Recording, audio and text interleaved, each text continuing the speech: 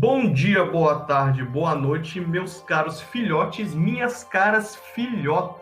Está começando pela primeira vez o Cantinho Cast. Eu sou a Tilápia Zangada e estou aqui com o meu grande amigo Pedro. Aqui é o Pedro, nós estamos usando o bordão do Sr. K, mas vamos manter assim no início. Hoje falaremos sobre o One Piece, mais específico sobre East Blue. Obviamente nós vamos nos perder na pauta, mas é aqui que vamos começar o nosso programa. Fiquem atentos, porque não falaremos apenas sobre animes e mangás. Aqui se fala sobre tudo: futebol, política, sexo, comportamento, filmes, quadrinhos, HQs, tudo isso e muito mais. Política? A gente fala tudo, pagando bem, que mal tem. No dia que a gente tiver um patrocinador, a gente pensa nesse assunto. Até lá eu acho que eu não vou querer falar, não. Então, fiquem ligados. Será que o Pedro vai falar de política? Será que ele não vai falar? Vocês têm que continuar assistindo. Curtem, compartilhem e deem muitos likes e manda dinheiro pra nós, que a gente precisa. Isso aí, muito obrigado e tenha um bom programa. Opa!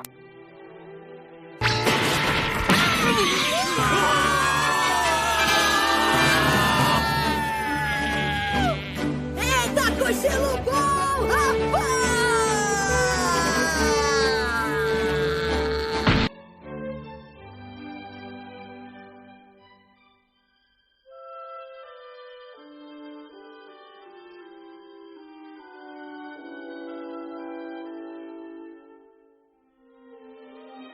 Vamos lá, começar a falar sobre então o mangá em si, a história toda, junto com o anime, que foi criado pelo Eiichiro Oda, né? Só que tu falou que ele não fez quase nada, né? Bom, eu tô olhando aqui a página dele do Wikipedia e, bom, o cara não fez quase nada, cara. Eu tô olhando mais sobre o mangá, né, do que sobre ele em si. Mas se tu tiver algum comentário importante aí... Tem muita coisa que ele faz baseada em cultura nórdica. Parece que ele foi inspirado por uma historieta chamada Vikings. Não faço a menor ideia do que seja isso. Eu ouvi falar de que tinha um personagemzinho no qual ele baseou o Luffy, que ele é realmente um vikingzinho que adora navegar e tem uma historinha sobre um vikingzinho. Acho que muitos dos nomes que ele tira dos personagens dele, ele tirou dessa historinha. Eu não lembro agora exatamente, mas tem uma coisa aí com o Viking e o Monk. Pois é, e assim, grande parte das coisas que ele utiliza, mesmo que seja sobre piratas, você vê que tem essa estrutura nórdica. Os gigantes, quando ele retrata logo lá no início da Grand Line, quando eles estão, bem nórdicos deles. E eles também,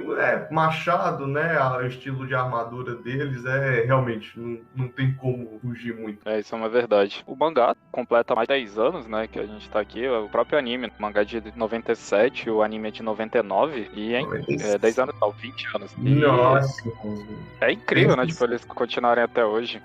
Então, muito do que se traduz, né, do sucesso do Eiichiro, e principalmente no sucesso ali do One Piece, é que ele conseguiu pegar uma geração, né, e crescer ela junto com o personagem principal dele até os dias de hoje. Isso realmente é um mérito aí do Eiichiro. Pois é, chega até a ser estranho, né? As pessoas da nossa idade, né, hoje, começam a ler o mangá ou ver o anime. Os primeiros arcos é bem infantil, né? Chega a ser até um pouco complicado de assistir. Nossa, irmãozinho. Cara, se você fala isso, eu já fico com um nervoso, cara, de ver a temporada do Baratie, mano.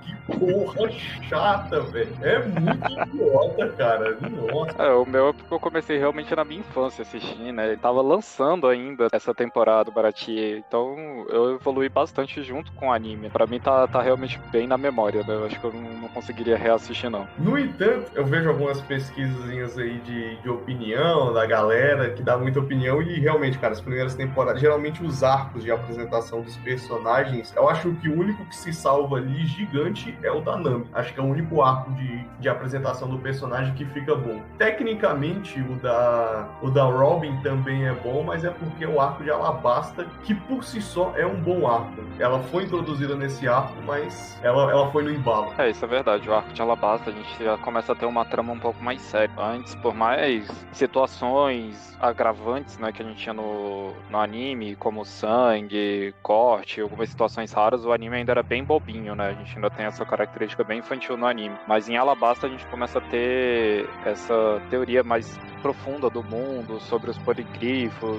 a própria Robin está atrás, né, que na verdade ela não tá trabalhando pros caras, ela tem um outro interesse. Aí você começa a ver uma trama um pouco mais fundamentada dentro do desenho. Sim, e o que realmente vai abrir ali para começar realmente a história ali dos chapéus de palha, né? Porque eles, depois desse arco que eles vão direto para Grand Line, quer dizer, eu acho que eles já estão na Grand Line nessa hora. Exatamente quando eles entram na Grand Line, que é o novo mundo, né? Não, ainda não é o novo mundo, mas é o mar mais perigoso de todos. Você tem que se mover de ilha em ilha, é tudo muito difícil, é tudo muito complicado. Aí tem que ter aquelas bússolas, porque a bússola normal não funciona, então começa a ter realmente uma dificuldade maior dentro da própria viagem deles. Sim. Então, vamos começar a falar, né, dos nossos Mugiwara. Que eu não faço ideia se significa chapéu de palha em japonês, mas é o que eles falam, como eles se nomenclaturam na linguagem original. Mugiwara é literalmente chapéu de palha, tanto é que eles chamam o Luffy no desenho de Mugiwara no Luffy, né, o chapéu de palha do Luffy. Então acho que sim, aí eles traduzem, acho que principalmente pela bandeira, né, a bandeira não, né, a vela do barco deles, por ser um pirata com chapéu de palha, aí generaliza pra todo mundo do barco, mesmo que só o Luffy use. Ah, mas é o bando do chapéu de palha, faz sentido, né? Principalmente porque ele desenha o símbolo no barco, como você acabou de dizer. É que fica aquela bandeira bem ridícula, que é engraçado no início até. Ele desenha uma na Labum também, né? Tem que lembrar que a Labum tá pintada com o símbolo do chapéu de palha. Verdade, não lembrava dessa parte não, mas é verdade. Então nós começamos aí, né? No começo do mangá, com um pirata muito desastrado que se lança ao mar dentro de um barril. Só Deus sabe o porquê. Então, um barril encontrado, né, no meio do mar. Eu não lembro agora se é um navio da Marinha que estava sendo saqueado pelo bando da Alvira, a mais bela dos mares, ou se, né, o bando da Alvira achou esse barril que saqueava um navio da Marinha. Se eu bem me lembro, eles achavam que o barril estava cheio de rum, ou então cheio de alguma bebida. E aí o Luffy sai de dentro e começa a aventura do nosso querido Monkey D. Luffy. Isso aí é bem característico mesmo, né? Que ele sempre começa numa situação inusitada. Todos os arcos dele começam de um jeito bem inusitado, né? Isso aí foi exatamente isso. Ele se lança ao mar. Não explicam ainda nesse momento, né? Mas ele não pode afundar no mar, né? No primeiro momento. Até uma parte engraçada, né? Do desenho, né? Todos eles têm esses poderes que é descrito ao decorrer da história, mas em nenhum deles eles podem, de fato, ficar na presença do mar, né? Que senão eles enfraquecem e não conseguem nadar. Então, para os nossos ouvintes, se você assiste One Piece, se você já assistiu One Piece, está pensando em assistir One Piece, cara, releve muito tudo que o Oda fala nesse desenho, porque, cara, ou o mangá, é assim, ele pode e ele não pode, tem a ver com o mar, a água, às vezes foda-se. Como o Pedro falou, né? Nosso querido protagonista Monkey D. Luffy, ele comeu a Gumo no Mi? Isso. Que é a fruta da borracha, que torna ele ou um ser de borracha, ou dá poderes de borracha, ou então coisas relacionadas à borracha, ou o poder do elemento da borracha, eu não sei. Existem horas que ele é de borracha e aí o corpo dele é de borracha. Ou às vezes ele é de borracha, mas o corpo dele é humano. Ou às vezes ele controla, às vezes ele apanha, às vezes ele não apanha, às vezes dói, às vezes não dói, corta, não corta, é um inferno. Não leve em consideração, ele é o pirata da borracha e o que aparece na história você leva em consideração.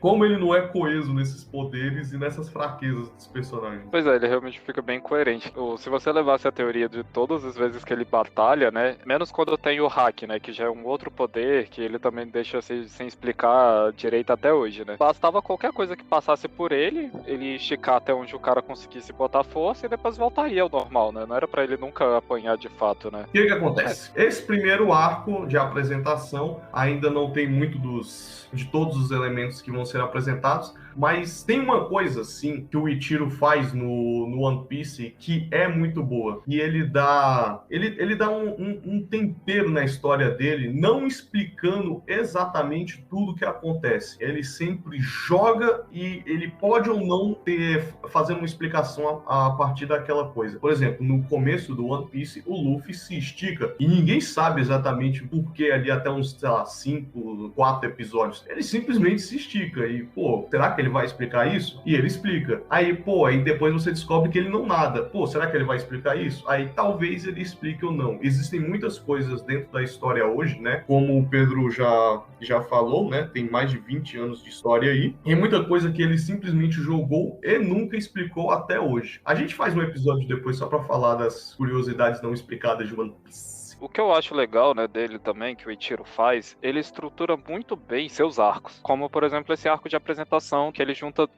né, o bando, né, que é o East Blue, né, que eles chamam, que é o mar, onde eles vão começar as aventuras dele, iniciando somente pelo Luffy, e a partir daí ele encontra seus amigos, vamos botar assim, entre aspas, né, no início, pra fazer parte do seu bando. Seus companheiros. A parte mais legal que eu gostei dele, como você falou, é exatamente isso. Ele te joga muita coisa. Ele vai jogando na tua cara metralhadora de um monte de coisa, assim. Algumas vezes você fala, putz, isso aqui é interessante, mas algumas vezes você fala, só foi uma porcariazinha que tá aqui, né, tá aqui, é irrelevante, vamos deixar pra lá. Só que aí, lá no episódio 500, que tu achava assim, uou, já tá acontecendo tanta treta aqui que eu não vou saber. Aí do nada ele volta com uma informação lá da puta que pariu. Aí tu, ih, caralho, eu lembro desse negócio? Aí tu vai e começa a voltar lá pra ver se você se lembra realmente como é que era aquele momento da história. Acho isso bem legal. Sim, e principalmente no mangá, né?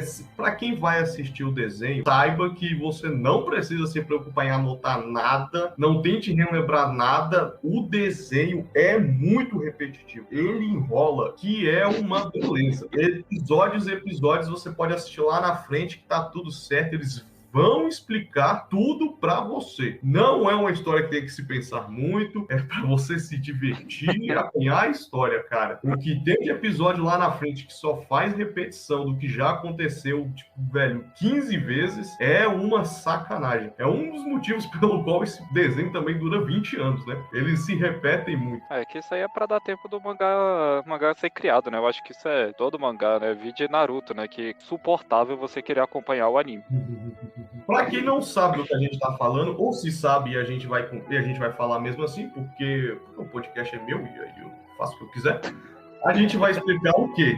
Que dentro da estrutura de animes, geralmente existe um episódio filler, que é quando o desenho ele alcançou o lançamento do mangá, que é a obra na sua estrutura original, e ele espera o mangá ser lançado, né? Conseguir juntar uma boa quantidade de história, que pode ou não ser bom para um desenho. Às vezes, um desenho, ele precisa, porque o estilo de narrativa do desenho é diferente de um mangá. O próprio One Piece sofre muito disso quando você assiste, por exemplo, o desenho e você vê um mangá. Um mangá geralmente compila 10 episódios do desenho. Por isso ele precisa se estender muito, embora o desenho em si só tenha 20 minutos. Uhum. Isso, praticamente todas as grandes sagas, né, utilizam desse recurso. Não tem como culpar nem o autor, né? Isso aí se chama dinheiro, né? Quando o dinheiro tá rolando, filho, você tem que fazer. Sim. Aí, então, na primeira parte, a gente pode dizer que a apresentação do Luffy é divertida, ele é um personagem alegre, ele é um personagem divertido, muito infantil e brincalhão, ele nunca leva nada muito a sério, ele raramente se irrita. E nós vamos pro segundo personagem, né, dos Mugiwaras, que é o Roronoa Zoro. O Zoro, né, mais conhecido como por eles, ele é o personagem que cativa quase todo amante de desenho japonês, né? O cara não basta carregar uma katana, ele carrega 3. Aí começa lá, a fanbase dele já começa muito fácil em relação aos outros personagens. Então, ele também tem, todos os personagens têm uma história triste, né? E no momento que o Luffy encontra com ele, sempre tá passando por um momento de necessidade. Assim como o Zoro, nesse momento ele tava lá preso, né? Numa base da marinha, só por gostar da atitude dele, decide ajudá-lo. Sim, e o Luffy meio que também não respeita muito, né, a opinião dos outros, nem mesmo a vontade dos seus companheiros, e muito menos daqueles que ele quer que se tornem seus futuros companheiros, porque o Zoro, né, na situação em que ele se encontrava, não queria a ajuda do Luffy, e o Luffy não se importa, ele simplesmente o ajuda. E na frente dele, a partir do momento que eles se conheceram, ele diz: você vai ser meu companheiro. Tá parecendo até a parte do Velozes e Furiosos, né? Vocês não precisam se envolver, isso aqui é pessoal, é por causa da minha família. Sim, sempre a família. Exatamente. Que no caso do One Piece, eu acho que nem chega a ser muito um problema, né? Porque se você pegar bem, como a gente vai contar, né, nesse podcast, os personagens, eles têm umas relações familiares muito esquisitas. por exemplo, no One Piece é muito raro alguém conhecer do seu pai. Cara, pior que eu nunca tinha parado pra pensar nisso. Realmente, eles têm uma relação familiar muito esquisita. Mas aqueles também, quando conhecem, né, não tem uma relação muito boa, né? Que nem o Sanji, no caso, né? Geralmente eles não têm boas relações. Mas eu acho que isso é normal pra quase todo anime, né? Você ter esse momento familiar ruim, no qual a pessoa vai ter que seguir a própria vida e depois vai acabar montando um bando, e esse novo bando de amigos vai se tornar, entre aspas, sua nova família, né? É um plot bem comum. Só acho que funciona principalmente para chamar a atenção, né, ali do espectador ou do leitor, né, para você se identificar com aquele bando, você se identificar com do tipo, eles não têm uma família, mas agora eles são uma família e eu faço parte disso, pois os acompanho, assim como cada um individualmente ali na história. Mas como você mesmo falou, né, entre todos esses arcos iniciais, ou até antes, né, dele entrar na Grand Line, né, o mais marcante mesmo é o da Nami, que o do Zoro também, quando ele chega lá, ele fala que não quer ajuda, ele tem aquele momento de honra dele, porém o arco é bem simples, bastante comédia e super tranquilo. Eu acredito que entre todas as tramas, né, que teve nesse início, o da Nami realmente foi o que começou a ter um pouco mais de complexidade, né, vamos dizer assim. Sim, e você veja bem como o Ichiro, ele realmente pensa ali em certos aspectos da história dele. A partir do momento que o Luffy encontra o Zoro, que está preso, né, e o liberta na cabeça dele sem fazer absolutamente nada de errado, ele começa com o seu conflito com a Marinha, né? E depois vai escalonando até se tornar um inimigo do próprio governo mundial, o que também demonstra todo o desprezo dele por autoridades e regras. Então, quando ele liberta o seu companheiro Zoro, eles se tornam fugitivos, assim conhecidos, Capitão Luffy e o seu primeiro imediato Roronoa Zoro, que até então era um caçador de piratas. Veja você. E além desse momento, né, como a gente ressaltou anteriormente, já tem um personagem aí que ele ajuda, que é o menininho lá que começou a trabalhar na Marinha, que ele acredita nessa parte toda do governo, e o Luffy também ajuda ele. Nosso querido Kobe o Medroso.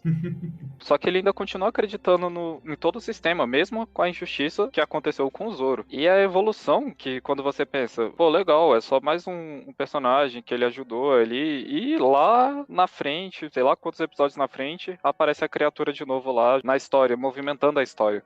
Movimentando a história, impactando na Grande Guerra, na primeira Grande Guerra, que durou apenas, sei lá, 2 mangás. Tipo isso. O arco foi realmente o melhor arco até hoje. De longe, pra mim, é um dos melhores arcos, porque tem um dos meus personagens favoritos do One Piece. Na verdade, tem 2, que é o vice-almirante Garp e o nosso querido Barba Branca. Eu acho que esse aí tá no coração de todo mundo, né? Que já leu a série. Sim, personagens muito bons. E quando chegarmos, né, nesses personagens, à medida que a gente for avançando na história, eu vou ressaltar um ponto muito interessante de por que são os personagens realmente mais gostáveis, são os personagens mais identificáveis dentro dessa história. Mas vamos nos concentrar aqui em East Blue primeiro, né, e avançar aqui no bando do Chapéu de Palha. Exatamente. Segundo personagem, né, que eu acho que ingressa ao bando, né, do Mugiwara, é a Nami. Me corrija se tá errado. Porque eu tô usando tudo da parte da minha memória, como eu falei. Eu acho que esses arcos iniciais eu prefiro manter na cabeça e não reassistir, né, que nem eu fui fazer com Star Wars. Eu acabei estragando minha experiência. A Nami ela pertence ao segundo arco, né? Quer dizer, o segundo personagem que entra, o Bano. E ela teve a história realmente marcante, né? Que ela começou só como uma pilantra, né? Apareceu, né? Como se fosse ajudar eles, mas depois engana o Luffy e o Zoro e falava que era do bando do... Esqueci o nome do cara lá, do palhaço. Do palhaço. Do Bug. Do Buck Palhaço. E começa toda desavença na cidade, canhão explodindo, batalha acontecendo. Aí o Buck tenta se mostrar importante porque ele já foi do bando do Goldie Roger. E vai tendo várias tretas aí. Sim. Muito importante agora que você ressaltou o nosso primeiro vilão da história de One Piece, que é Bug o Palhaço. Que também é o primeiro vilão que comeu uma fruta do diabo, a Barabara no Mi. que é a fruta dos pedaços. Como eu já disse sobre os poderes de One Piece, relevem qualquer coisa que tenha relação com essa fruta, a fruta dos pedaços dá a ele o poder, ou a habilidade, ou a força, ou a divindade de se dividir. Ele pode dividir o seu corpo indefinidamente e não sofre com isso. Ele até agora, né, na história, ele realmente se demonstrou invulnerável a golpes cortantes. Nada realmente pode cortar ele, porque ele simplesmente se divide. Embora no momento da história porque ele voa, você não venha me encher a droga do saco. Ele voa e ponto.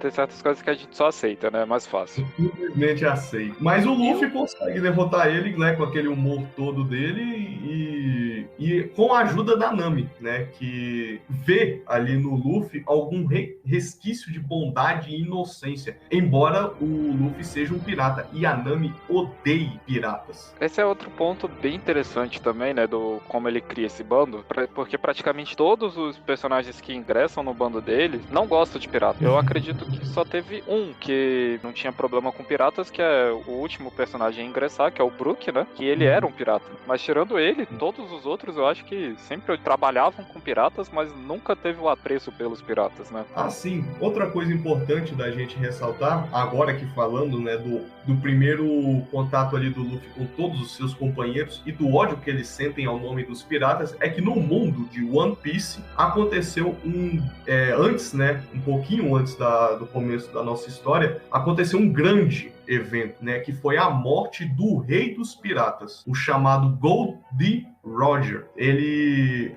praticamente foi o maior ou melhor dos piratas, tinha, né, o respeito de todos eles, pois ele conquistou o que é chamado no mundo de One Piece, né, que é a Grand Line, que é basicamente ele usou o navio dele para ir em todas as ilhas até então conhecidas no mundo, e em ilhas que ninguém nunca conheceu, apenas o nosso Roger. Então, aparentemente, ele se entrega, né, ele se entrega, eu acho que eu dei um spoiler aí. Ele foi capturado pela Marinha e executado em praça pública. Frente à sua execução, o que o nosso pirata, o rei dos piratas, faz? Ele sorri e ele diz: os meus ideais jamais serão esquecidos. Sempre haverá aqueles que se levantarão contra a tirania e contra a injustiça, e eles herdarão a minha vontade. Faça-se aberta a grande era dos piratas. Vão atrás do meu tesouro, o One Piece. Que antes de mais nada, né, que a gente tá argumentando disso já tem quase meia hora, é que o nome do anime é o tesouro do Goldie Roger, que ele deixou pra qualquer um que conseguisse chegar lá, conquistar. Só que um pouco depois, quando deu início, né, essa grande era dos piratas, nós tivemos realmente piratas que se acertavam, que tinham sua honra, e os piratas maléficos ao mesmo tempo. E tanto é que, nesse meio, tornaram-se aqueles piratas, entre aspas, que conquistaram alguma coisa, mas não tinham interesse não em pegar o One Piece, e surgiram duas classes de grandes piratas, né? Os Chichibukais, que são os piratas que fizeram um acordo com a Marinha. Então, eles têm sua liberdade, mas quando a Marinha necessita, eles fazem um trabalho mais pesado, né, pra Marinha. E temos os Yonkous, que são 4 grupos de piratas tão grandes, tão fortes, que se eles fossem lutar, né, pra conseguir o One Piece, eles causariam tanta devastação que eles firmaram um acordo de paz entre eles e as ilhas, né, que eles têm domínio sobre ela, pra eles falarem assim: não vamos mais lutar, não ligo mais pro One Piece, eu só quero que você não venha atrapalhar os meus negócios. E é nessa trama que vai se desenvolvendo a história também. E a era do Luffy agora, né, que eles chamam, é a era dos... Eu esqueci agora, mas é a era, tipo assim, já passou a era de ouro dos piratas. Que eram conhecidos como Barba Branca, Goldie Roger, Kaido, Big Mom, o D-Shebek, que foi capturado pelo Goldie Roger, junto com na época, né, com o Comodoro Garp. Eu não lembro qual era a patente dele na época, mas eu acho que era, não lembro. E foi daí que surgiu, né, os nossos Chichibukais, que foi quando o Roger ajudou um oficial da Marinha a capturar um bando de piratas que estava passando dos limites ali. Tá demais, baixa a bola. Exatamente, porque a gente tem essa vertente, né? Lá temos os piratas que cometem atrocidades, mas temos os piratas que só querem a liberdade, né? Eles não são contra algumas ações do governo, mas eles só estão em busca do seu livre-arbítrio em si, que é o que acontece basicamente com o Luffy, né? O bando do Luffy. Ele só quer o livre-arbítrio pra conseguir pegar o One Piece e se declarar o rei dos piratas. Ele não quer mais nada do que isso. Sim, o título de Rei dos Piratas não significa nada para ele. A única coisa que importa pro Luffy é ser livre. E como o Rei dos Piratas é a pessoa mais livre do mundo, ele quer procurar esse título. Não pelo título em si, mas pela recompensa que ele traz. Exatamente. E o outro ponto, aí junto com o Luffy, né, eu realmente não lembro aqui como é que ele é o título, né, dessa nova geração, mas é uma geração desgraçada, onde, tipo... Sim, é a pior geração. Eles chamam eles de pior geração, a pior geração. A pior geração, um bom resumo, é que nem quando tava surgindo os emos, né, a era dos emos aqui no mundo. É quando você, tipo assim, as pessoas quando eram jovens na época dela, fizeram um monte de merda, mas falavam que era super bom, né, os millennials, aí quando surgiu agora a geração Z e tá fazendo cagada, aí você fala, isso é um bando de porcaria. Então a gente já sabe quem deu o nome da pior geração, né?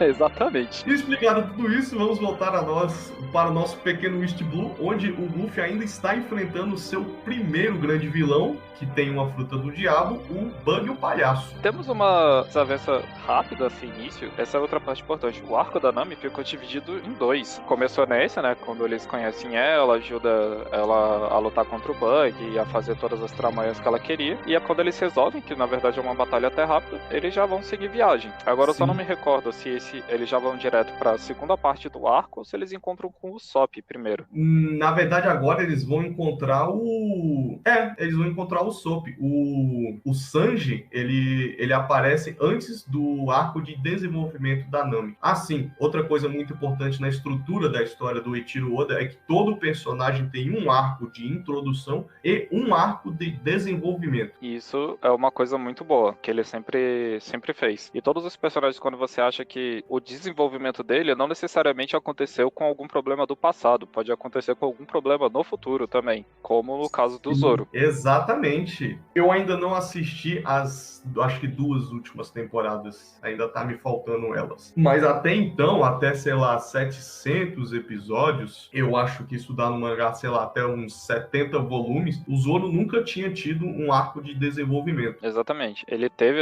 os seus pontos chaves para a evolução do personagem, porém ele não teve um desenvolvimento em si. Sim, geralmente arco de desenvolvimento que eu acabei de introduzir aqui no conceito é quando um personagem ele tem importância muito grande na temporada, ele pode ou não crescer dentro da temporada em si, né? Outros personagens também vão se destacando, porque são muitos personagens à medida que a história vai avançando, mas a ideia central é de que se resolva algum trauma do personagem. Geralmente, o tratamento desse trauma leva o personagem a entrar no bando do Chapéu de Palha, porque ele finalmente se sente livre para fazer o que quiser. E aí vem, de novo, o conceito da liberdade. Agora que ele é livre, ele se lança uma aventura junto do Luffy, que tem esse poder, também é dito na história, que ele tem essa força magnética que atrai todo mundo para as ambições dele. Uhum. E agora vamos entrar para um personagem que, na minha opinião,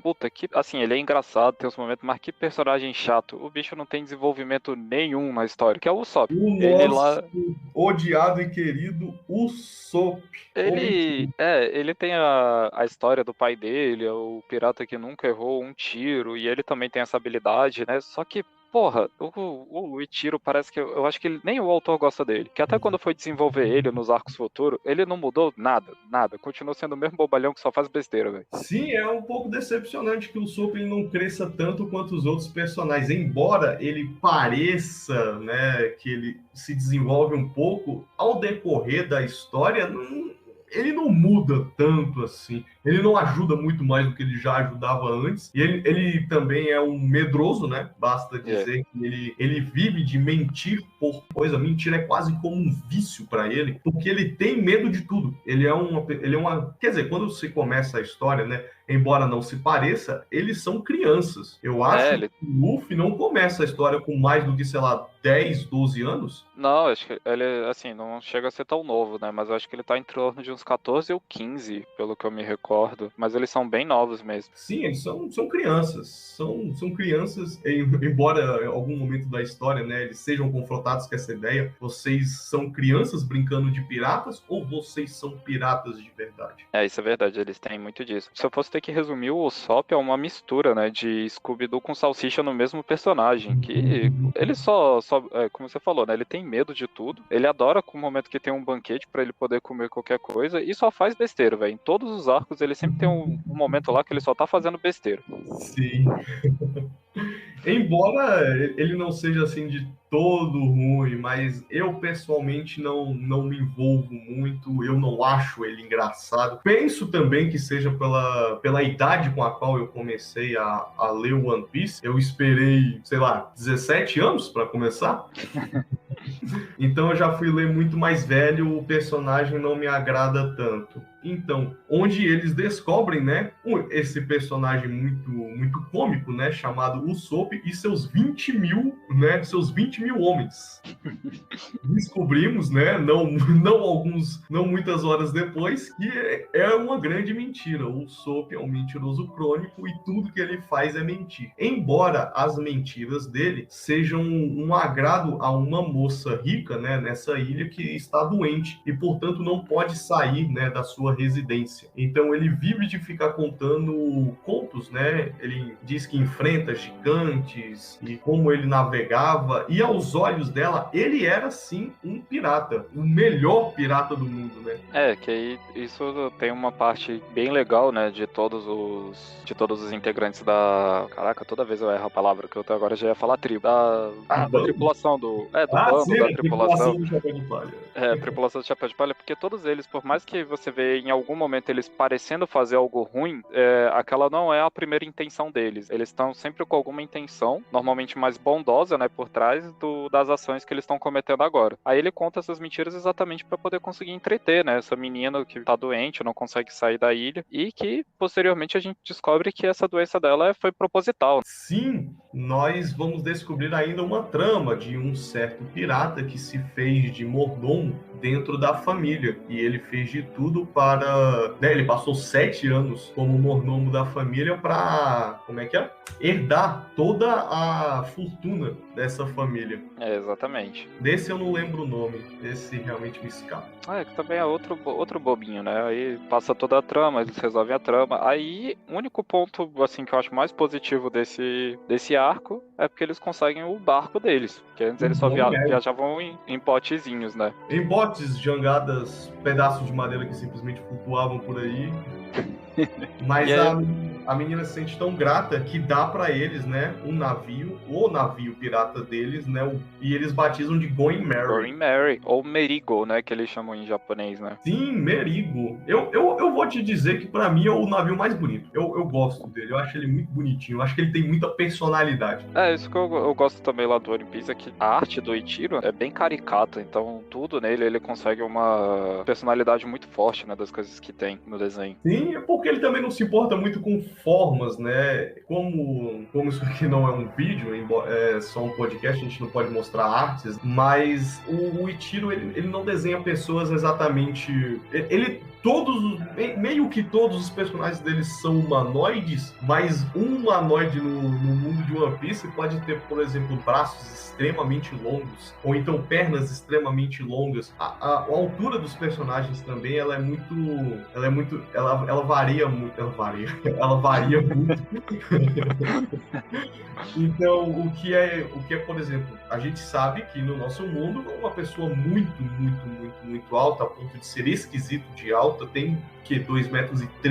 Exatamente. No mundo de One Piece, ter 2 metros é brincadeira. O próprio Gold D tinha mais de 3 metros. Pois é realmente bem bizarro. Quando você vê também os almirantes, né, da marinha, todos eles, né, com certeza tem mais de 3 metros fácil ali. É um ponto também que pessoas mais altas geralmente ou elas são grandes bobões, ou elas são inacreditavelmente mais fortes do que os nossos personagens padrões. E isso é aquela coisa que a gente acha que pode entregar a gente, mas foi a característica que ele deu pro desenho, realmente. Então, até o momento não teve uma explicação disso, né? Sim, exatamente. Ele nunca explicou realmente porque as pessoas são tão grandes ou podem chegar a ficar tão grandes. Bom, aí ele conseguiu o navio.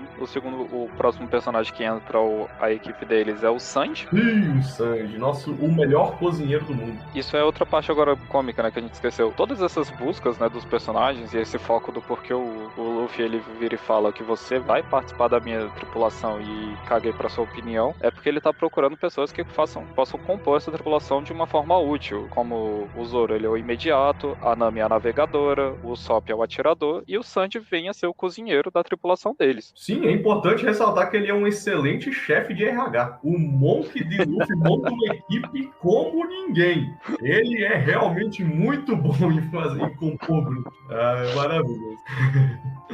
Nessa parte da história, não tem exatamente uma trama, né, na conquista para o Sanji entrar na tripulação dele, que ele só faz uma passagem rasa da história dele, falando que ele foi largado, o chefe do barco restaurante adotou ele, treinou ele. Que ficou, né, numa ilha, na verdade perdeu uma perna por ele, era conhecido por ser o melhor chutador de todos os tempos. Eu não faço ideia de como é que é o nome de um lutador que só usa as pernas. Era o melhor pernista de todos os tempos. E ele salva o nosso pequeno Sanji sacrificando uma das pernas dele. E quando o Sanji vai perguntar por quê, né? Porque ele fez isso, é porque o Sanji tem um sonho. Ele tem um sonho de ver um mar onde todos os peixes, onde todos os animais marinhos e frutos do mar se encontrem. E esse é o maior sonho de um cozinheiro. Exatamente, que eles chamam de o All Blue, né? Que é a junção de todos os mares dessa terra criada pelo Eiichiro, né? Sim. Aí eles... outro ponto muito importante, né? Sobre o caráter, sobre a cultura do Sanji, é que quando esse pirata salva ele, eles ficam numa ilha durante muito, muito, muito tempo. E nessa ilha, eles passam muita fome. E uma vez que eles são resgatados dessa ilha, o Sanji promete que toda vez que alguém na frente dele passar fome, ele fará um prato de comida para essa pessoa. Ele jamais verá alguém passando fome e não vai ajudar. E isso foi uma das coisas que mais tocou o Luffy, né, na hora que ele tava tentando, porque o Sanji, ele é bem irritadiço, né, só tinha interesse, mostrava aquele interesse dele de querer ficar dando em cima de todas as mulheres que ele via pela frente, mas essa atitude dele de sempre querer ajudar a pessoa que tá faminta foi algo que realmente ajudou, né, o Luffy querer botar ele na tripulação. Uhum. E aí, eles são atacados, né, porque todo o arco de todo personagem tem que ter um conflito, pelo pirata Don Krieg, que era conhecido como o maior pirata de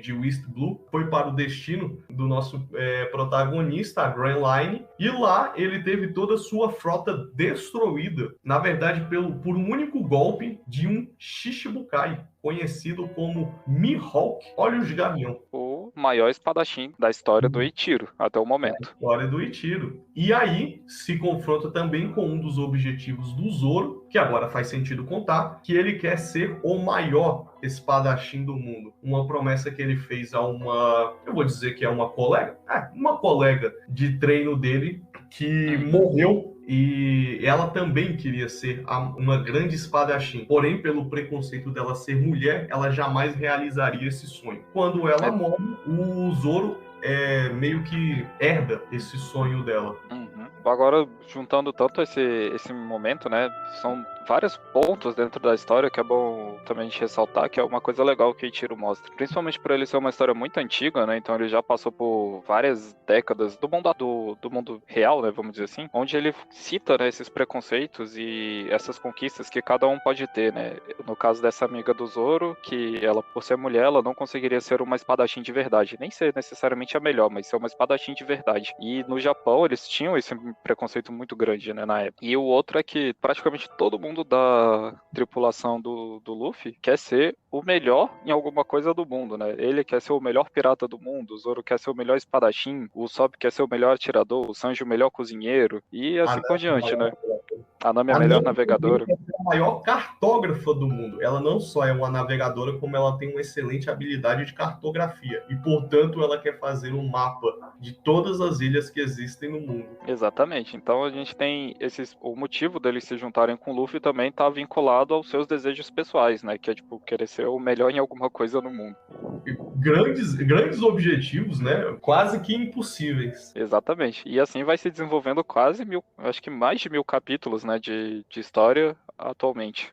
É porque uma coisa que o Ichiro também mostra é que se você tem uma vontade, você tem que brigar por ela. Você tem que realmente se levantar e correr atrás, e você vai bater muito a cara, e você vai se decepcionar. Muitos dos personagens têm, né, essas cicatrizes que eles vão conquistando à medida que o objetivo deles vai chegando cada vez mais perto. O Luffy tem uma enorme cicatriz no peito por conta de um evento que ainda vai acontecer ali na frente, mas que também era uma promessa que ele tinha feito.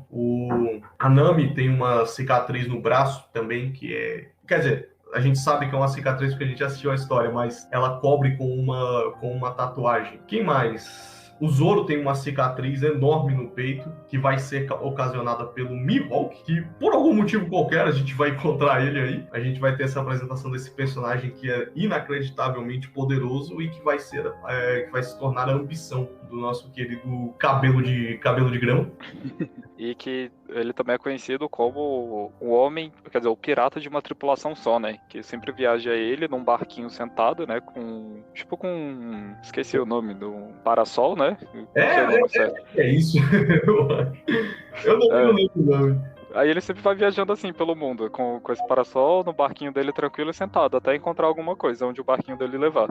E sabe Deus como é que ele move aquele barco, porque ele não vai só aonde as ondas levam, ele realmente vai a lugares que ele quer ir. Exatamente. Mas é que é aquela outra coisa, né? Tipo, jogou, tá aí a informação, aceita, né? Que é mais fácil. Aceita que é mais fácil. Então, o nosso querido Monk, né? Ele vai confrontar este pirata que veio tomar o Baratie, né? Que é um navio / restaurante que fica no meio do mar. Uhum. E então o Monk confronta esse pirata e o Zoro confronta o Mihawk. Perde miseravelmente e volta assim. E como é que o Zoro perde? Ele simplesmente não consegue fazer um único corte no melhor espadachim do mundo. Quando fica evidente de que ele não importa o quanto ele gostaria de ser mais forte do que ele não vai ser, simplesmente porque deseja, ele meio que perde a luta. E 2 espadachins só perdem uma luta quando um deles está morto. O Zoro olha para o Mihawk e fala, e estende o seu peito e diz, pode vir. E aí ele fala, por quê? E ele diz, é muito desonroso para um espadachim ou para um samurai ter uma ferida nas costas, porque significa que ele enfrenta todas as batalhas dele sempre de frente. Ele só recua quando ele ganha, ou quando ele morre. E aí ele se torna respeitado pelo Mihawk por conta dessa atitude dele. Atitude que a gente ainda vai ver muito dentro de One Piece, que é esse lance de você não ter ferida nas costas, enfrentar tudo sempre de frente. Exatamente. E que isso também é provado pelo nosso excelentíssimo Barba Branca na Guerra dos Melhores. Sim, exatamente. O Barba Branca não possui nenhuma cicatriz nas costas, e além de ter morrido de pé, que é outra... Assim, falando nesse quesito de morrer de pé, existe um ponto dentro da... Agora, eu não lembro se é na cultura japonesa, eu não lembro se é na... É uma história, né? Que... Como é que é o nome do seu? Existe um gatuno, eu vou chamar de gatuno. É basicamente o Robin Hood asiático. Mais na frente, eu ia ficar de contar essa história um pouco mais na frente com mais detalhes, mas eu vou contar mesmo lá na frente com mais detalhes. Eu só vou dar uma palhinha agora, como a gente fala aqui em Brasília.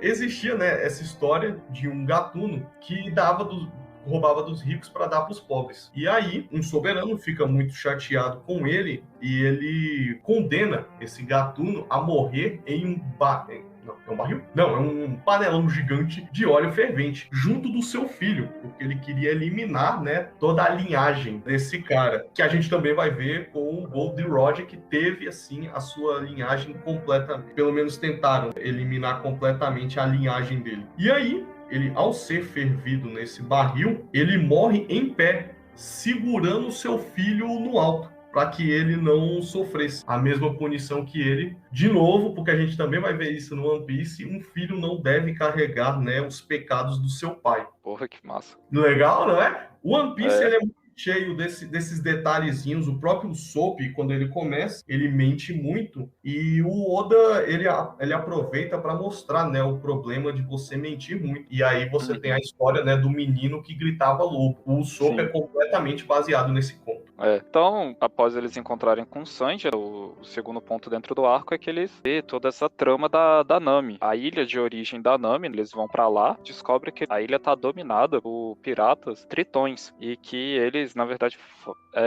tratam muito mal realmente todo o povo, né, da ilha. E descobrimos que a Nami também, como vários outros personagens, não tem pais, né? Ela é adotada por uma ex-integrante da Marinha, uma ex-militar, e que ela cuidava dela, né? Até... Agora eu não lembro se era essa ex-militar ou se era a outra, foi morta pelo bando dos tritões. Sim, é a mãe adotiva dela. Ela morre pelas mãos do... Como é que é o nome? Do Tritão? O Tritão lá, eu só não lembro o nome dele agora. Sim, sim, esse ponto, porque o arco da Nami, ele é realmente tão bom e ele é tão legal. Ele dá uma sensação tão tenebrosa na história, que a morte, né, da mãe adotiva da Nami é feita na frente das filhas. Ai, cara, quase veio o nome dele. O Tritão, ele atira na cara da mulher, na frente das filhas e na frente de todo mundo. É muito... assim, é um turnover ali meu Deus do céu, eu esqueci de novo. Calma aí, eu vou lembrar. É um turnover ali, né, do gênero do desenho que é assustador. Você vê personagens caricatos, personagens bobos, e de repente um assassinato ali na frente de todo mundo, sem esconder nada, é muito absurdo, é muito forte. Não à toa, o trauma da Nami é um dos mais adorados aí por todos os fãs de One Piece. Exatamente, ele teve um melhor desenvolvimento. Aí foi quando começou a ter realmente as lutas mais sérias. Na hora que é pra ter, né, a trama, começa a ter um desenvolvimento realmente mais sério nos momentos que era necessário, não era só coisa boba. Sim. Aí, o que acontece, né? Esse bando de tritões que sequestraram a ilha da Nami, Arlong, caramba! Eu lembrei do nome do cara porque eu lembrei do covil dele, que se chama Arlong Park. Ah, é verdade. Ah, sim. E para os nossos ouvintes, Arlong Park tem sim um grande significado que a gente só vai descobrir ali mais na metade do desenho. Ele tem um motivo, ou do mangá, tem um motivo pelo qual a base dos Homens Tritões se chama Arlong Park. Bom, eu vou falar agora. Fica aí para os ouvintes para continuarem ouvindo se eu vou falar ou não. Não sei porque só ouviriam por conta disso, mas qualquer fisgada que eu puder fazer para vocês continuarem é sempre bom. Exatamente. E todo esse desenvolvimento acaba sendo bem tranquilo.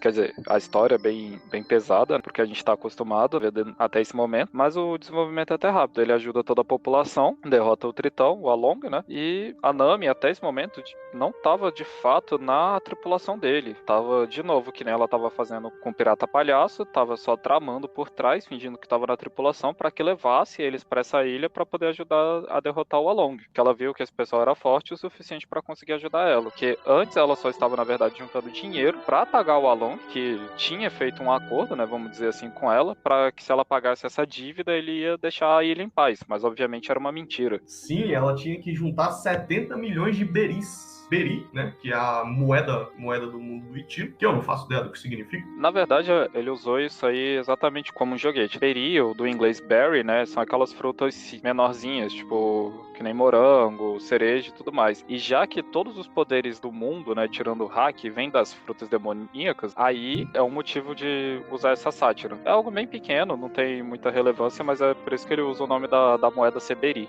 Olha aí, olha a curiosidade aí, ouvinte. Beri. Eu nunca tinha parado pra pensar na fruta. Tá aí. Então, quando a mamãe dela morre, o Arlong vê na habilidade de cartografia da Nami um potencial muito grande para ele ser o grande pirata de East Blue. E até então ele é conhecido realmente como um grande pirata em East Blue, porque ele é até protegido na marinha, porque ele molha a mão de muitos dos almirantes e vices e o caralho a quatro. Então ele é muito protegido, embora todo mundo o odeie, porque dentro do mundo de One Piece existe um preconceito muito grande contra os homens peixe. Isso aí é uma parte muito importante. E nesse desenvolvimento dela, né, quando ela assume, né, pro Luffy que eles chegarem naquela ilha foi tudo um plano dela pra poder ajudar ela. e ela tenta se redimir com ele, que é o momento que ela corta a tatuagem. Eu não lembro se era tipo a tatuagem, porque eu acho que onde fica a cicatriz antigamente era o símbolo da tripulação do Arlong. Aí ela faz exatamente esse corte pra falar que não pertence mais à tripulação. E tem aquela cena emblemática, você encontra em qualquer lugar, que é ela sentada, chorando, com o braço enfaixado, né, onde ela fez o corte, e o chapéu de palha, que foi o Luffy que botou na cabeça dela, falando que vai resolver todos os problemas e que ela não precisa se preocupar. Ah, sim. Outro ponto muito importante é que a Nami, ela realmente gosta do chapéu de palha. Embora ela engane todo mundo, ela sempre carrega consigo uma dor enorme, porque ela não quer ninguém por perto para sofrer tudo que o Arlong joga nela. Então ela rouba o Going Merry, né, do chapéu de palha e parte para essa ilha. O Luffy, que não entende o que está acontecendo, vai para lá contra a vontade da Nami e diz: eu vou te ajudar. E ela fala: eu não quero a sua ajuda. E então ele diz: então eu nunca irei embora até você pedir a minha ajuda. Quando nós encontramos ela nessa situação horrorosa dela se mutilando ali, né, arrancando a tatuagem da própria carne com uma faca, ele para atrás dela. E aí ela fala: Luffy, me ajuda. Ele bota o chapéu na cabeça dela e diz: com certeza. E como todos os problemas em todos os animes se resolvem, ele vai comer alguém na porrada. E como você falou antes, ele tem esse magnetismo de puxar todo mundo pra perto dele, que eu acho que se fosse uma pessoa com um gênio mais forte, acharia super irritante ele querer impor a vontade dele em cima dos outros, né? Mas é a melhor característica dele. Ele fala: eu estou aqui, eu vou fazer e eu não tô nem aí pro que você falar. E que bom que ele consegue resolver tudo. Sempre na porrada. Ele não é uma pessoa muito inteligente, nem é muito abençoado de dinheiro, nem nada. Ele é um porradeiro filho da puta. E aí ele enfia porrada em todo mundo, e é assim que grande parte dos problemas em desenhos e mangás são resolvidos. Graças a Deus.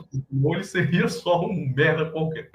É que ele resolve assim. Aí ele resolve toda essa trama, ele ajuda a vila, expulsa o Arlong e... ele destrói o Arlong Park, meio que deixou o Arlong inconsciente. Sim, era um oponente realmente muito forte, e o Luffy demonstra ali, né, todo o poder dele, né, ou então todo o potencial de poder que ele ainda vai apresentar até o final do desenho, e o Arlong, ele é preso. Exatamente. Porque meio que como a Marinha meio que só fazia vista grossa por ele, não era muito difícil que eles o capturassem, eles só precisavam que ele estivesse realmente inconsciente. Então, ali, em frente a toda a destruição que aconteceu, o Luffy grita: Nami, agora você é a minha companheira. E eles simplesmente partem de navio. E aí você fica: pô, mas eles estão indo embora? O que acontece? É porque agora que a Nami é livre, ela tem que decidir se ela vai ou não continuar no bando do Luffy. Agora que ela é livre para decidir, ela realmente decide, e ela rouba toda a vila, ela nunca perde esse hábito, ela rouba todo mundo e parte para uma grande aventura. Aí essa aventura a gente dá pra literalmente a última ilha, antes deles se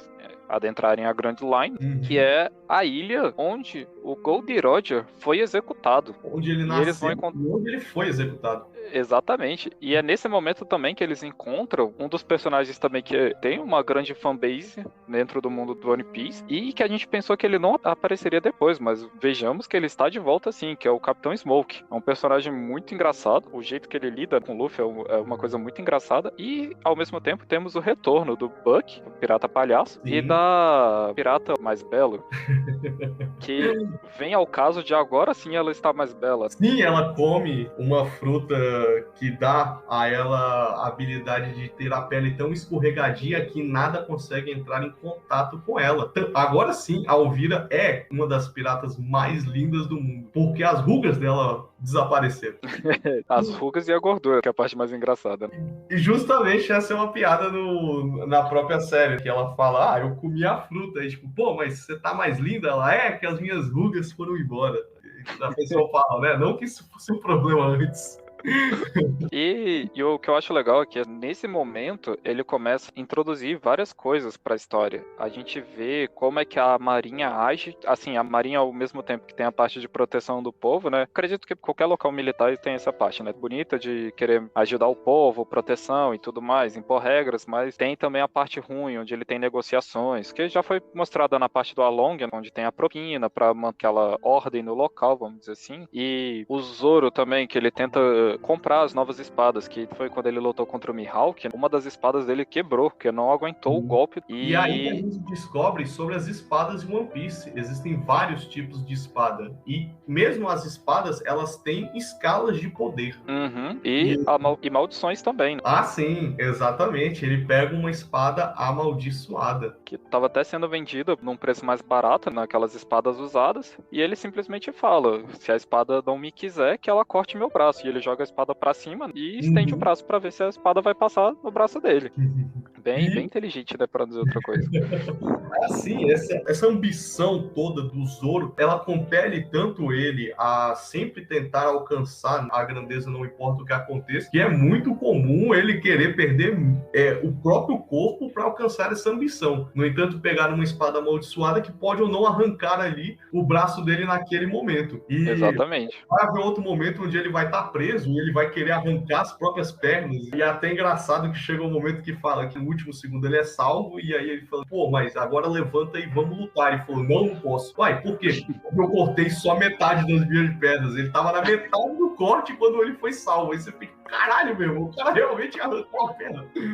Os plots dele são bem exagerados nesse sentido. E temos, como sempre, o Luffy fazendo besteira no meio dessa história toda. Ele quer conhecer o local onde o Goldenrod foi executado. Ele sobe lá e cai um raio nele, destrói todo o local e só ele fica vivo. Tanto o Smoke quanto o Bug, por algum motivo, odeiam um chapéu de palha. Eles querem, porque querem, cada um pelo seu motivo e a sua maneira, matar e capturar o nosso querido Mugiwara. Então... O Bug é porque o Luffy destruiu toda a ilha, que ele tava começando a montar um império, que foi a trama inicial da Nami. O Smoke é porque o Mugiwara é um pirata, tá lá na ilha. Eu não sei, tem alguma coisa ali. O Smoke, ele parece ter alguma obsessão ali no Gold D. E o nosso querido Luffy, ele tem muitas das características, né, do grande rei dos piratas. Por exemplo, nesse arco, o Bug consegue capturar o Luffy e ele vai executar o Luffy no mesmo lugar onde o rei dos piratas foi executado. E nesse momento o Luffy fala que vai ser o rei dos piratas. Sim, e ele ainda fala, né, tipo, pô, galera, assim, desculpa, mas,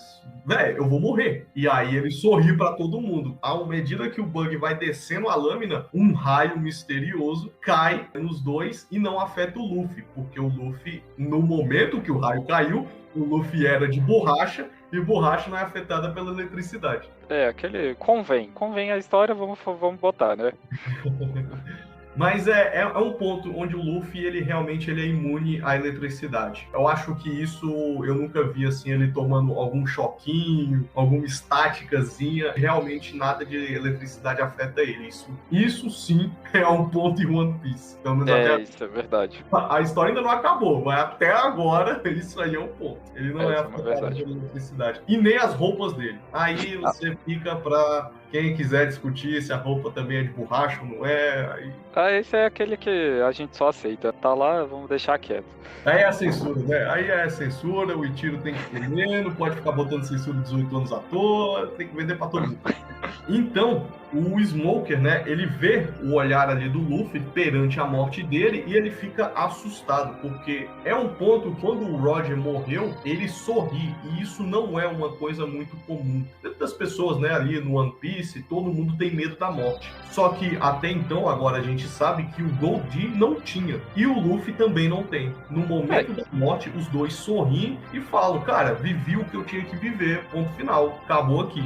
E eu acho que, na verdade, isso é uma característica humana. Ninguém tá preparado pra sorrir perante a morte, né? Acho que as únicas pessoas que fazem isso ou é um psicopata, ou ele conseguiu executar tudo que ele queria executar na vida. Ah, sim, um ponto muito importante que você disse agora. Tudo que podia conquistar na vida. O tesouro de One Piece, ele tem nele tudo que um homem pode querer na sua vida. Tudo que existe e tudo que é possível se conquistar e tudo que é possível se desejar está no One Piece. Isso é o que você falou agora que me lembrou bastante. E é o ponto importante que, quando começa o desenho, a gente pensa no One Piece somente como um tesouro, peças de ouro, joias, e o Escambau 4. Mas a gente, no decorrer da história, o One Piece a gente meio deixa de lado, né? Ele acaba se tornando só um mito da história até realmente chegar na última ilha. Mas se você fizer uma análise, que nem você acabou de argumentar, tudo que é aquilo que você deseja, pode ser o que o Sanji quer, o All Blue, que é a junção de todos os mares, onde você vai encontrar todos os peixes. Pra Robin vai ser todos os ponigrifos, pra ela descobrir sobre o século perdido. Pra Nami Nami, vai ser, na verdade, a viagem toda. Quando você chega no One Piece, ela ter conseguido plotar todas as ilhas como cartógrafa foi a conquista dela e assim por diante. Então, a gente não sabe se de fato são somente joias, somente ouro, né, que existe lá. É muito provável que não seja, exatamente pelo que você disse. E também porque existem muitos personagens que são movidos pela ganância. Por exemplo, Bug o Palhaço, ele só se importa com dinheiro. Se o One Piece fosse somente dinheiro, é muito provável de que ele também estaria à procura desse grande tesouro. Mas ele não se importa. Ele só se importa com moedas de ouro e joias preciosas. E quando ele vê essa ambição, o Luffy sai vivo e muitas situações engraçadas e bobinhas, eles fogem da ilha, que na verdade tanto o Bug quanto o Smoke ainda estão correndo atrás dele, para eles seguirem para a Red Line, né, que eles chamam, que é o muro de pedra que divide o mundo praticamente em duas partes. Sim, uma grande faixa de terra vermelha. Sabe Deus e, e a única entrada, né, real que você tem pra Grand Line, que é um mar, quer dizer, que é tipo como se fosse uma cachoeira invertida, onde o barco sobe e desemboca na Grand Line. Outro método de entrar na Grand Line, eles entram num mar onde é tão calmo que por mais que você isse as velas ou tente remar, o seu barco praticamente não vai sair do lugar. E é cheio de monstros, então é um local... Os famosos reis dos mares ainda serão muito objeto de questões na história de One Piece, que são criaturas realmente bestiais, gigantescas. E extremamente caricatas também. Ah, nossa! eu gosto do Zebra. O Zebra eu acho bonitinho. É bem bonitinho mesmo. E aí eles adentram a Grand Line. Sim, essa parte. E isso é um ponto. Não é fácil entrar na Grand Line. Eles só conseguiram por conta dos poderes do Chapéu de Palha, que se infla em algum momento ali onde o barco seria chocado contra as rochas, e aí ele funciona como um amortecedor e coloca o navio na direção correta. Ah, sim, quase pulamos uma parte muito importante. O Luffy só consegue fugir da marinha e do Bug por conta de ventos extremamente favoráveis às velas dele em direção à Grand Line. E nesse momento nós vemos uma figura misteriosa de capuz chamado Dragon, de quem o Smoke parece ter muito ódio por ter deixado o Chapéu de Palha fugir. E aí já começa mais um arco importante, porque até esse momento acreditamos que só existem duas grandes forças que regem o mundo, que é a marinha e os piratas. Mas quando aparece esse cara, o Dragon, a gente percebe que tem uma terceira grande força, né, dentro do mundo. Sim. Que são os revolucionários, odeiam o governo. Odeiam o governo e querem desmantelar o governo. Isso falaremos mais à frente. Exatamente. E a partir desse momento ele termina o arco, né, do East Blue e dá início ao arco de Alabasta. A gente não acredita, né, que seja o início do arco de Alabasta, mas é o início dele. Porque dentro dele tem um outro arco um pouquinho menor, que na minha opinião foi um arco chato pra cacete, mas tem pontos importantes, mas tem muita gente que gosta dele. Do Ryuji? É, o do Chopper. Ah, o do Chopper! Exatamente. Outro personagem que não me agrada muito. Eu acho chatíssimo essa porra desse bicho. E aqui a gente vai começar o Cantinho Cast, o nosso cantinho de conversas e cultura. Sei lá, cultura pra alguém vai ser, né? Talvez. Pra gente poder dialogar sobre isso. Sim, legal. Né, Are!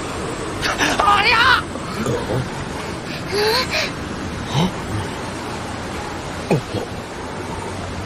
見えたぞ見えた